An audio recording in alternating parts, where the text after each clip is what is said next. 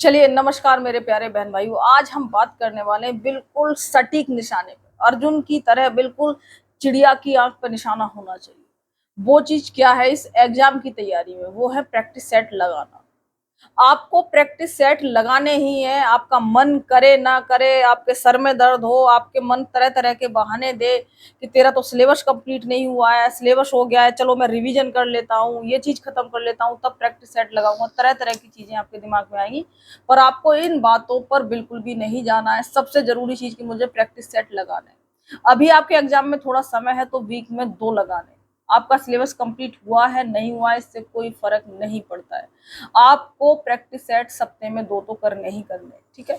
अब दूसरी चीज पे आते हैं कि प्रैक्टिस सेट लगाएंगे तो हमें कैसे लगाने, एक एक चीज पे हम लोग बात करेंगे आज। देखिए सबसे जरूरी चीज, जब आप प्रैक्टिस सेट लेकर के बैठे तो एकदम से लंबी सांसें लेनी है।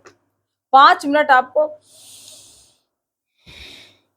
ढंग से सांस लेनी है, अपने दिमाग को शांत करना है, ऑक्सीजन का फ्लो जाएगा, दिमाग शांत हो जाएगा आपका। उसके बाद आपको क्या करना है, ऊपर वाले का नाम लेकर के सबसे पहले शुरू करना है। जैसे मैं अपना एक्सपीरियंस बताऊं कि मुझ सबसे पहले हम जब भी प्रैक्टिस सेट लगाते थे हिंदी करते थे, हिंदी के बाद जीएस, और जीएस के बाद मैथ्स रीजनिंग, जो भी आपको अच्छा लगता है उसको करते थे। या फिर मेरी आदत थी कि हम जो है मैथ्स को करते थे। आपको जो भी सही लगे आप उस हिसाब से कर सकते हैं, पर अधिकतर लोगों के लिए मेरा सुझाव रहेगा कि आसान सब्जेक्ट जो आपको आसान लगता है उससे शुरुआत करिए, और हिंदी से करेंगे तो ज्यादा बढ़िया रहेगा, ठीक है। तो वो और आपकी मर्जी है, इसमें हम ये नहीं कहेंगे कि आप मेरे अनुसार ही करिए, आपको जो बेहतरीन लगता है उसके अनुसार करिए, पर हार्ड मत ले लेना जो शुरुआत में लय खराब हो जाएगी, दिमाग ज्यादा विचलित होगा, फिर नहीं कर पाओगे। कुछ लोग कहेंगे कि पूरा प्रैक्टिस सेट न लगा के मैं तो अभी ऐसे लगा रहा हूँ कि हिंदी का लगा दिया, जो है रीजनिंग का अलग कर लिया, वो भी कर सकते हो, पर करना जरूर है, ठीक है। हिंदी का लगा लीजिए अलग टाइम से, चाहे मैथ्स का लगा लीजिए, उसके हिसाब से भी कर सकते हैं। पर जो लोग थोड़े धुरंधर हैं और जिनकी तैयारी थोड़ी सही दिशा में है, या फिर जिनको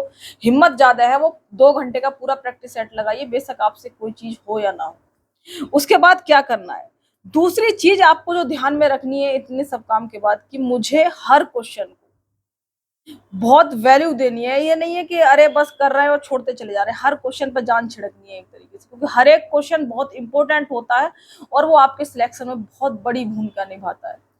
दूसरी चीज समझिए, इसी दौरान जो है आपको आदत डालनी है कि एक क्वेश्चन को एक बार में पढ़ना है, सही से पढ़ना है।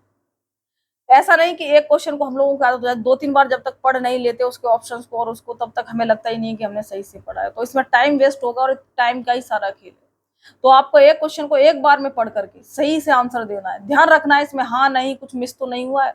तो ये आदत आप धीरे धीरे डालेंगे और ये आदत सबसे काम की आदत होती है, एक बार में एक चीज को सही से पढ़ लेना। अब आ जाते हैं तीसरी चीज पर, कि टाइम मैनेजमेंट करना है। टाइम मैनेजमेंट का मतलब है कि आपको धीरे धीरे, शुरुआत में इतनी हेडक नहीं लेनी है, पर फिर भी हमें टाइम लिखना है। टाइम आप कैसे कम करेंगे उसके लिए हम आगे बताएंगे।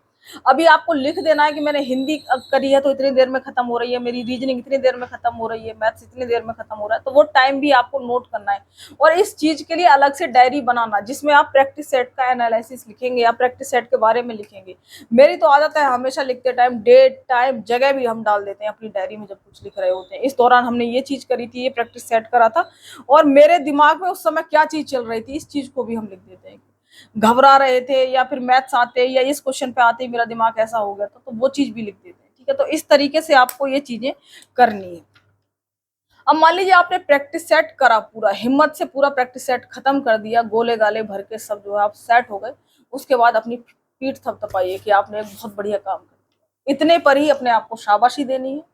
उसके बाद उसे बंद करके रख देना है प्रैक्टिस सेट को। उसके बाद जो है आराम से खा पी लीजिए, चाय वाय पी लीजिए, जो भी करना है कर लीजिए। अब अगला हमारा काम है उठा करके जो है उस प्रैक्टिस सेट को, जब भी आप रिफ्रेश होते हैं उसके बाद करना, तुरंत मत करना इस चीज को। प्रैक्टिस सेट देने के बाद तुरंत ही कभी लग जाओ उसमें चेक करने में, रख दो उसे अलग, अपनी पढ़ाई वढ़ाई कर लो, शाम को देखो अगर सुबह के टाइम पे ये करा है तो। उसके बाद जो है उसको चेक करा हमने, चेक करने के बाद लिखिए अलग, पहले टोटल लिख दीजिए इतने सही हुए इतने गलत हुए। उसके बाद जो है वो सब्जेक्ट वाइज लिखिए, हिंदी में इतने सही इतने गलत, मैथ्स में इतने सही इतने गलत, रीजनिंग में इतने सही इतने गलत, और जो है जो जीके में इतने सही इतने गलत। इस तरीके से हमने लिख दिया। लिखने के बाद आपको अगली चीज क्या करना है, एनालिसिस करनी है ढंग से इन क्वेश्चंस को, कि अगर मेरे क्वेश्चंस जो गलत हुए पहले उन्हें देखना है कि ये गलत क्यों हुआ, उसमें से उन क्वेश्चंस को अलग करना है कि ये मुझे आता था पर जो है ये मेरे से गलत हो गया, आते हुए भी ये मेरे से